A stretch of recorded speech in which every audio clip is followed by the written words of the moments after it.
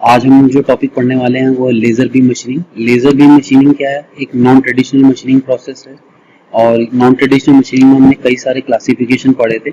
उसमें एक thermal process के अंडर क्लासिफिकेशन किया गया था। तो लेजर बीम जो है वो थर्मल प्रोसेस के अंडर आता है। जैसे इलेक्ट्रॉन बीम मशीनिंग आपका थर्मल प्रोसेस के अंदर आता है, वैसे laser beam. Electron beam machining में हम इलेक्ट्रॉन्स जनरेट करते थे और उसे वर्कपीस पे स्ट्राइक करते थे, कई सारे इलेक्ट्रॉन्स, और उससे आपका वर्कपीस क्या होता था? मेल्ट होता था एंड देन वेपराइजेशन होती थी। हाई हीट की वजह से मेल्टिंग एंड वेपराइजेशन होती थी और इस तरह से आपको मटेरियल रिमूव होता है। सेम वर्कपीस लेजर बीम में भी हम क्या करेंगे? बस इलेक्ट्रॉन की जगह कई सारे कोहेरेंट फोटोन हम प्रोड्यूस करेंगे और उसे स्ट्राइक करेंगे with narrow intensity, high intensity, और नैरोली कर देंगे ताकि उसकी डेंसिटी बढ़ जाए। और जैसे ही वो वर्कपीस पे स्ट्राइक करेगा आपका फिर से हीट प्रोड्यूस होगी। हीट प्रोड्यूस होने की वजह से मेल्टिंग होगी और वेपराइजेशन होगा। तो सेम इसी तरह से हम इसमें आपका लेजर बीम मशीनिंग में भी हीटिंग करते हैं। हीटिंग की वजह से मेल्टिंग एंड वेपराइज करके मटेरियल को रिमूव करते हैं। तो ये जो प्रोसेस है ये हमारा थर्मल प्रोसेस के अंदर इसलिए आता है क्योंकि हम थर्मल मतलब हीट प्रोड्यूस कर रहे हैं मशीनिंग करने के लिए। और इसकी जो फुल फॉर्म है वो आप देख रहे होंगे, लेजर बीम। लेजर का फुल फॉर्म क्या है? Light amplification by stimulated emission of the radiation. तो light amplification by stimulated emission, यानी कि इसको समझने के लिए पहले आप ये समझ लीजिए कि स्टिमुलेटेड इमिशन क्या है। तो ये डायग्राम में मैं आपको दिखा रहा हूँ। जैसे आपका मान लीजिए ये ग्राउंड स्टेट है एटम का और ये हायर स्टेट है। तो जैसे ही आपका एक फोटोन, जो कि एक फोटोन की एनर्जी होती है एच न्यू, जब वो एटम को स्ट्राइक करता है तो आपका एटम लोअर ग्राउंड स्टेट से हायर स्टेट पे चला जाता है एक्साइट होके। तो ये ग्राउंड स्टेट से हायर स्टेट पे, E1 जो है वो आपका हायर स्टेट है और E0 जो है वो ग्राउंड स्टेट है। तो एटम आपका लोअर स्टेट से, ग्राउंड स्टेट से हायर स्टेट पे पहुंच गया when you excited him with a photon. तो फोटोन की एनर्जी थी एच न्यू। जैसे ही वो ग्राउंड एक्साइटेड स्टेट में आ गया, हायर स्टेट में आ गया, हायर स्टेट से वो वापस आना चाहता है ग्राउंड स्टेट में। तो जब वो हायर स्टेट से ग्राउंड स्टेट में आता है तो वो एक की जगह दो फोटोन रिलीज करता है और हर फोटोन की एनर्जी जो होती है वो होती है एच न्यू। एच न्यू मतलब फ्रीक्वेंसी है और एच जो है वो प्लैंक कांस्टेंट, ये आपने पढ़ा भी होगा। तो जब एक्साइट हुआ था तब वो एक फोटोन से हुआ था, लेकिन जब वो ग्राउंड स्टेट पे आता है वापस तो दो फोटोन रिलीज करता है और दोनों फोटोन जो होते हैं वो आपके सेम फ्रीक्वेंसी के हैं। आप यहाँ देख रहे होंगे दोनों की फ्रीक्वेंसी सेम है। तो सेम फ्रीक्वेंसी और कोहेरेंट होंगे बिल्कुल। तो ये सेम कोहेरेंट नेचर रहेगा इनका, जिससे ये एम्पलीफाई हो जाएगा। जब ऐसे कई सारे एटम को मैं एक्साइट करूंगा और वापस ग्राउंड स्टेट में लाऊंगा तो जो भी आपकी फोटोन रिलीज होंगे उन सब की वो कोहेरेंट होंगे, जिसकी वजह से उनकी एम्पलीफिकेशन हो जाएगी, एम्पलीफाई हो जाएगा। और एम्पलीफाई होने से जब मैं उसे काफी नैरोली एक जगह पे स्ट्राइक करूंगा तो काफी ज्यादा एनर्जी प्रोड्यूस कर सकता हूँ। तो एनर्जी जो मिलेगी, एनर्जी डेंसिटी, वो काफी ज्यादा होगी। और जनरली लेजर में हमारी जो एनर्जी डेंसिटी है हम वो 10⁵ किलो वाट पर mm स्क्वायर, यानी 1 mm स्क्वायर में 10⁵ किलो वाट एनर्जी प्रोड्यूस कर सकती है, जो कि बहुत ज्यादा है। तो इलेक्ट्रॉन बीम मशीन और लेजर बीम मशीनिंग की खासियत यह है कि उसमें हम बहुत हाई पावर डेंसिटी क्रिएट कर पाते हैं एक पर्टिकुलर छोटे से एरिया में।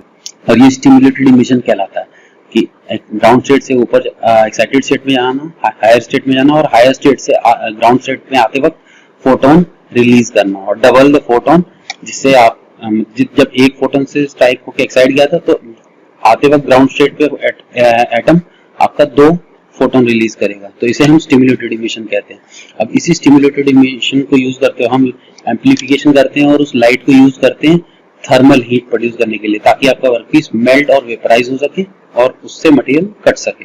तो इस तरह से इसमें ये मैकेनिज्म है जो हम यूज करते हैं। और इसकी खासियत ये है कि हम इसे बहुत नैरोली कंसंट्रेट कर सकते हैं एक पर्टिकुलर एरिया पे, जिससे हम बहुत सा प्रिसाइज होल बना सकते हैं थिन शीट और वर्कपीस मटेरियल पे। तो इसलिए यहाँ पे आप देखेंगे कि ये लिखा हुआ है, थिन शीट आप बना सकते हैं, प्रिसाइज होल बना सकते हैं थिन शीट में और मटेरियल में।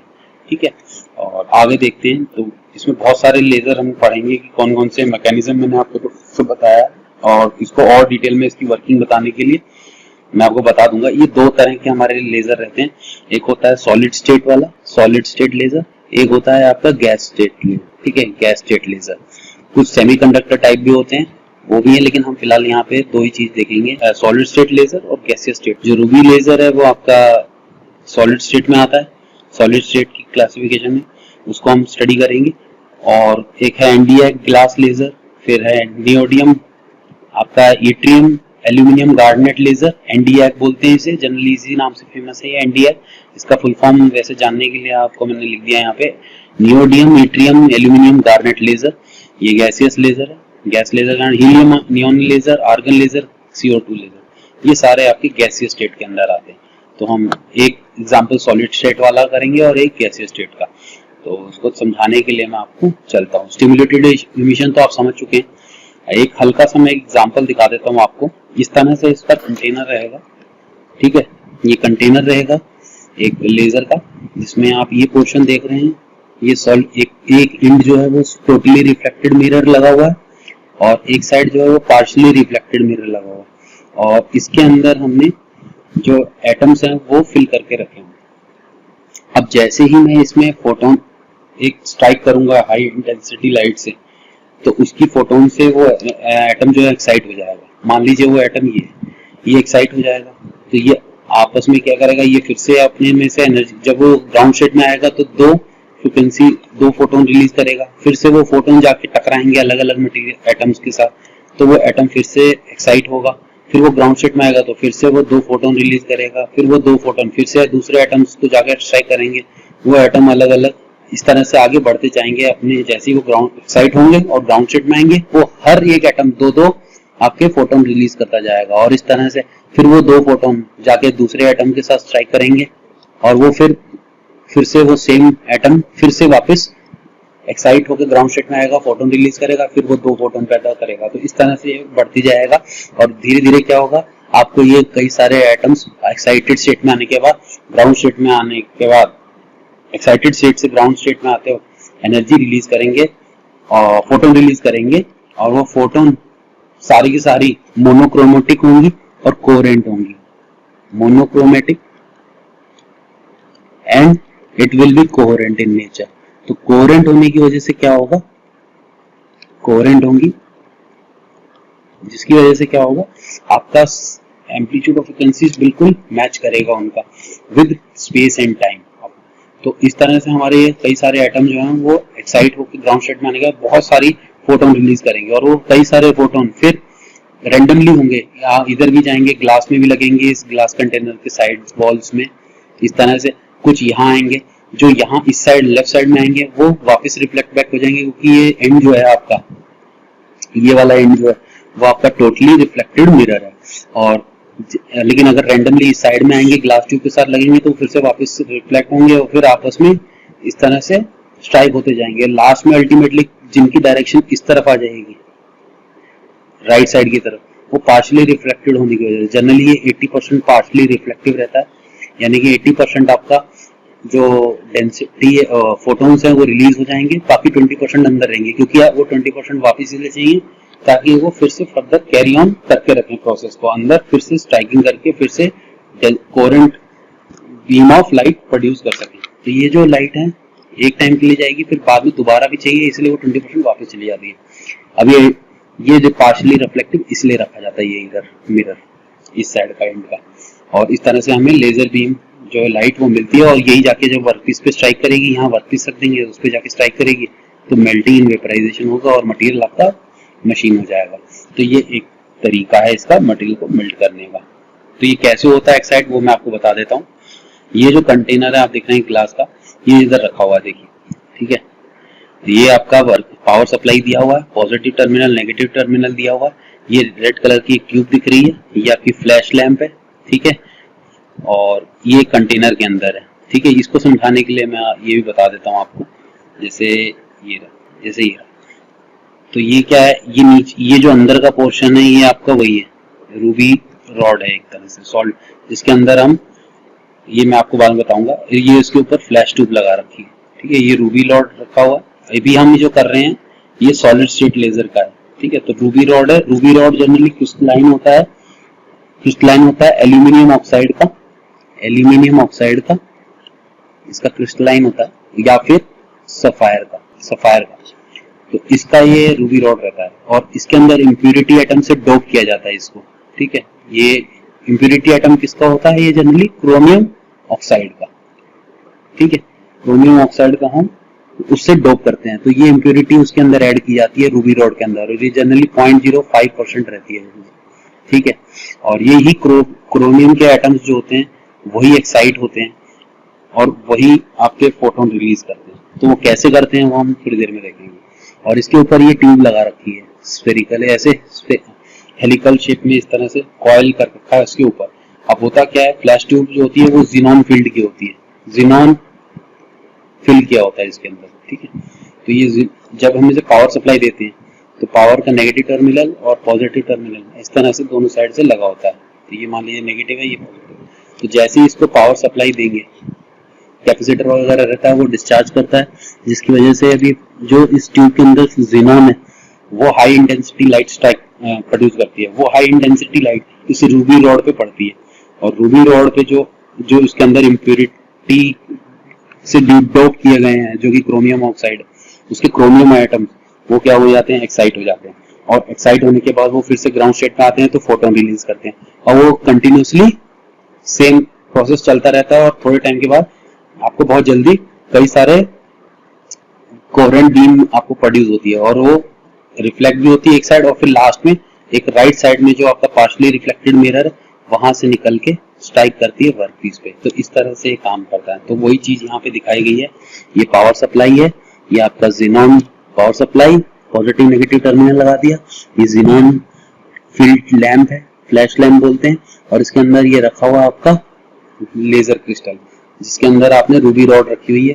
रूबी रॉड में आपका क्रोमियम है, जो कि जिनॉन से जब इंटेंसिटी पावर सप्लाई देते हो तो xenon high intensity light produce करता है, रूबी रॉड पर स्ट्राइक करता है। रूबी रॉड के अंदर जो क्रोमियम एटम्स हैं इम्प्योरिटी वाले, वो आपका हाई एक्साइट होकर ग्राउंड स्टेट पे जब आते हैं तो बहुत सारे कोहेरेंट बीम प्रोड्यूस करती है, और वो coherent beam partially reflected mirror इस साइड लगा हुआ है और यहाँ लगा हुआ है रिफ्लेक्टेड।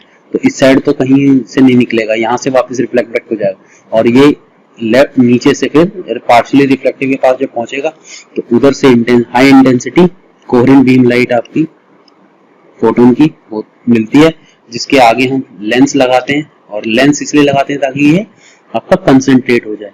तो एक जगह कंसंट्रेट करते हैं ताकि नैरो बीम ऑफ लाइट आपको मिल सके और हाई एनर्जी डेंसिटी आप प्रोड्यूस कर सके एक पर्टिकुलर स्पॉट पे। तो इस लेंस की वजह से आप फोकस कर लेते हो, कंसंट्रेट कर पाते हो फोटोन्स को, बहुत सारे हाई एनर्जी और काफी ज्यादा हाई डेंसिटी प्रोड्यूस कर लेते हो एक पर्टिकुलर जगह पे, जो कि 10⁵ किलोवाट पर mm स्क्वायर इतनी एनर्जी डेंसिटी आप प्रोड्यूस कर लेते हो, जिससे आपका कोई मटेरियल आप मेल्ट कर सकते हो। तो आगे आपका ये वर्कपीस रखा हुआ है, तो वर्कपीस पे जब ये स्ट्राइक करेगा तो उसकी या मेल्टिंग एंड वेपराइजेशन कॉज करेगा, तो मेल्टिंग होगी और वेपराइज हो जाएगा। इस तरह से हम इसमें मटेरियल रिमूव करते हैं। तो ये इसका प्रोसेस है। तो ये था आपका सॉलिड स्टेट का। अब गैसियस स्टेट का भी देखते हैं। गैसियस स्टेट में क्या होता है, आपका ये डायग्राम है गैसियस का, इसमें हाई वोल्टेज सप्लाई कर रहे हो आप। ये हाई वोल्टेज का पॉजिटिव टर्मिनल लगा दिया यहाँ पे, और ये है नेगेटिव टर्मिनल, ठीक है। मैं थोड़ा सा इसको बना देता हूँ। ये नेगेटिव टर्मिनल है आपका, इस साइड में नेगेटिव टर्मिनल और ये पॉजिटिव टर्मिनल। तो जैसे ही आप ये सप्लाई देते हो तो ये पूरा फिर से वही कंटेनर है, ठीक है, ग्लास कंटेनर है, जिसका एक साइड से आप सप्लाई दे रहे हो कार्बन डाइऑक्साइड, नाइट्रोजन और हीलियम। ये कार्बन CO2 लेजर जो है गैसियस स्टेट का CO2 लेजर है, उसका ये डायग्राम दिखा रहे हैं हम। इसमें CO2 गैस सप्लाई कर रहे हैं। तो CO2 गैस क्या है, CO2 गैस एक्चुअल में आपका लेजिंग मीडियम है। लेजिंग मीडियम यानी यही आप इसके एटम्स जो होंगे वो एक्साइट होंगे और ग्राउंड स्टेट में आएंगे और हाई कोहेरेंट बीम और फोटोन आपके प्रोड्यूस करेंगे। तो CO2 will act as a lasing medium. अब साथ में नाइट्रोजन और हीलियम क्यों डाला गया है, क्योंकि ये इसको सपोर्टिव गैस है और कूलेंट एज ए कूलेंट और ऐसे सपोर्टिव गैस की तरह यूज किया जाएगा। जनरली कूलेंट के लिए के तौर पे कूलिंग के लिए यूज किया जाता है, क्योंकि बहुत ज्यादा हाई एनर्जी प्रोड्यूस होती है। वो मैं आपको बताऊंगा थोड़ी देर में कैसे। तो वैसे भी हमने देखा हाई पावर डेंसिटी आप प्रोड्यूस कर रहे हो, हीट भी बहुत जनरेट होगी। तो इस कंटेनर ये बहुत ज्यादा गर्म हो जाएगा। कंटेनर क्यों गर्म होगा, क्योंकि जैसे ये डायग्राम था, जब एटम यहाँ पे स्ट्राइक कर रहे थे आपस में, तो कई एटम्स जो होंगे वो साइड में जाके ग्लास कंटेनर पे भी जाके स्ट्राइक करेंगे रैंडमली, रैंडम डायरेक्शन में होंगे। तो जो यहाँ ग्लास के साथ स्ट्राइक करेंगे वो इस एरिया में कॉर्नर में आपका हीट प्रोड्यूस कर देगा। तो इधर हीट प्रोड्यूस होने की वजह से हीट प्रोड्यूस होगा तो ये बहुत ज्यादा गर्म हो जाएगा। तो इसीलिए इसको ठंडा करने के लिए हमें यहाँ पे कूलेंट सप्लाई करना पड़ता है। तो सेम इसलिए कूलेंट के तौर पे हम नाइट्रोजन और हीलियम को यूज करते हैं, ठीक है। और भी कूलेंट इस्तेमाल करते हैं तो उसको एक जगह से इन सप्लाई दे दी और एक जगह से आउट सप्लाई, तो ये दूसरे कूलेंट से जो आप यूज कर सकते हो। इसके अलावा भी अगर कुछ कर रहे हो तो वाटर वगैरह जनरली ये, और इधर कार्बन डाइऑक्साइड के साथ में नाइट्रोजन और हीलियम भी सप्लाई कर दिया ताकि वो भी हीट अब्सॉर्ब कर सके। जब ये कार्बन डाइऑक्साइड इसके अंदर जाएगा और हाई क्वालिटी सप्लाई आप प्रोड्यूस करेंगे तो उससे फिर से वही सेम प्रोसेस होगा, coherent beam of light produce होगी बाय स्ट्राइकिंग, जो बहुत सारे आइटम स्ट्राइक करेंगे, एक्साइट होंगे फोटोन से, तो ग्राउंड स्टेट पे आने के बाद वो बहुत सारे high intensity beam of light produce करेंगे, कोहेरेंट बीम ऑफ लाइट, और वो आगे जाएगी, उसे मैग्नेटिक लेंस से फोकस करके आपका वर्कपीस पे स्ट्राइक कर देंगे। तो सेम ये गैस में भी वैसे ही होता है। अब इसके एडवांटेजेस क्या क्या हैं कि किसी भी मटेरियल को कट कर सकता है, क्योंकि इसमें 10⁵ किलोवाट पर mm स्क्वायर जितनी एनर्जी आप प्रोड्यूस कर पा रहे हो। No limit to cut path as the lasing point can move in any path, तो किसी भी मटेरियल को कट कर सकता है किसी भी पाथ में, ठीक है। नो लुब्रिकेंट की आपको जरूरत नहीं है। इसमें हीट इफेक्टेड जोन भी जो होता है वो बहुत कम होता है, क्योंकि आप बहुत ज्यादा हीट प्रोड्यूस कर रहे हो बहुत कम जगह पे, बहुत कम टाइम के लिए आप चलाते हो, थोड़े से टाइम में बहुत ज्यादा हीट आपको मिल जाती है। तो ज्यादा देर नहीं रखेंगे तो ज्यादा टाइम नहीं मिलेगा तो हीट इफेक्टेड जोन भी आपका नहीं बनेगा, तो इसलिए हीट इफेक्टेड जोन इसमें कम रहता है, क्योंकि आप उतना ज्यादा टाइम देते ही नहीं है हीट को फ्लो होने के लिए, क्योंकि आपको बहुत ज्यादा हीट मिल जाती है एक साथ। देयर इज, और इसमें कोई डायरेक्ट कांटेक्ट नहीं होता है, तो टूल पे कोई भी फोर्स प्रोड्यूस ज्यादा नहीं होगी, इसलिए कोई भी वर्क होल्डिंग डिवाइस जो हमें चाहिए वो उतना ज्यादा हमें जरूरत नहीं है वर्क होल्डिंग डिवाइस की कि भाई वो उसे होल्ड करके रखे। Fragile materials are easy to cut on a laser without any support, इसलिए क्योंकि डायरेक्ट कांटेक्ट नहीं है तो फ्रेजाइल जो मटेरियल है जो बहुत जल्दी टूट जाते हैं, तो उनको भी कट, उसमें अगर कोई होल करना है, ड्रिलिंग करनी है तो आप, या कटिंग करनी है तो वो आप लेजर से कर सकते हैं। ये बहुत फायदेमंद बात है। कोई टूलिंग कॉस्ट नहीं है इसमें, वेयर कॉस्ट भी नहीं है इसमें, वेयरिंग नहीं होती टूल की। लेजर पर जो है वो हाई क्वालिटी कट प्रोड्यूस करता है विदाउट एक्स्ट्रा फिनिश रिक्वायरमेंट, उसके बाद उसकी फिनिशिंग ऑलरेडी बहुत अच्छी होती है, कोई उसके बाद अलग से फिनिशिंग देने की जरूरत नहीं है। अब लिमिटेशन क्या है इसकी, लेजर इसमें हाई कैपिटल कॉस्ट है और हाई ऑपरेटिंग कॉस्ट है और इन्वेस्टमेंट बहुत ज्यादा है, और जो जनरली होल आप प्रोड्यूस करते हो वो थोड़े से टेपर होते हैं 1%, जब आप वर्कपीस को होल्ड करते हो तो ये सीधे होने की बजाय क्या हो जाता है, थोड़े से टेपर हो जाते हैं, फाइन हो जाता है। तो ये थोड़ा सा आप अगर जूम करके देखेंगे तो आपको दिखेगा कि वो सीधे नहीं है, एक डेप्थ के बाद वो टेपर होने लग गए हैं। Laser material can lead to safety hazard, ठीक है। तो ये जो लेजर लाइट जो रिफ्लेक्ट होती है वो रिफ्लेक्शन जो है वो कई बार सेफ्टी इशू बन जाती है, तो इसलिए वो भी एक खतरा है, तो वो एक इसकी लिमिटेशन है। कवर ग्लासेस चाहिए होते हैं सेफ्टी पर्पस के लिए। Heat effected through the laser में चेंज द मैकेनिकल प्रॉपर्टी, जो हीट प्रोड्यूस हो रही है वो हो सकता है कि आप इतनी ज्यादा हीट आप प्रोड्यूस कर रहे हो वो मटेरियल की प्रॉपर्टी को कटिंग करते हो सकता है कि उसके स्ट्रक्चर को या मैकेनिकल प्रॉपर्टीज को मेटेलिक मटेरियल के या उसके अलॉय को चेंज कर दे, तो प्रॉपर्टीज चेंज हो सकती है उसकी। एप्लीकेशन क्या क्या है, लेजर बीम मशीनिंग, बहुत एक्यूरेट साइज होल, बहुत माइक्रोन लेवल पे भी आप होल प्रोड्यूस कर सकते हो, 5 माइक्रोन का होल प्रोड्यूस कर सकते हो, मेटल सेरामिक कंपोजिट विदाउट वार्पेज, ठीक है। कोई डिफेक्ट के आप 5 माइक्रोन का प्रोड्यूस कर पा रहे हो, इतना फाइन होल किसी भी मटेरियल में कितना भी हार्ड हो कितना भी सॉफ्ट हो उसमें आप कर सकते हो। और it is used to produce very fine accurate drilling cutting of metallic and non metallic material, ठीक है। और इलेक्ट्रॉनिक और ऑटोमोटिव इंडस्ट्री में भी यूज होता है, क्लैडिंग करने के लिए यूज होता है जनरली। आप अगर नहीं समझ रहे क्लैडिंग क्या है तो कोटिंग समझ लीजिए, क्लैडिंग करने के लिए यूज होता है। अलॉइंग करना हो मटेरियल को, अलॉइंग बनाना हो तो उसके लिए भी आप लेजर बीम मशीनिंग का प्रोड्यूस यूज कर सकते हैं। तो बहुत सारे यूज एप्लीकेशन हैं इसके, आई होप आपको समझ में आया होगा। तो ये था हमारा लेजर बीम मशीनिंग, दोनों तरह के गैस और सॉलिड स्टेट दोनों का मैंने आपको डायग्राम समझाया, एडवांटेजेस और डिसएडवांटेजेस और लिमिटेशन बताया। Thank you.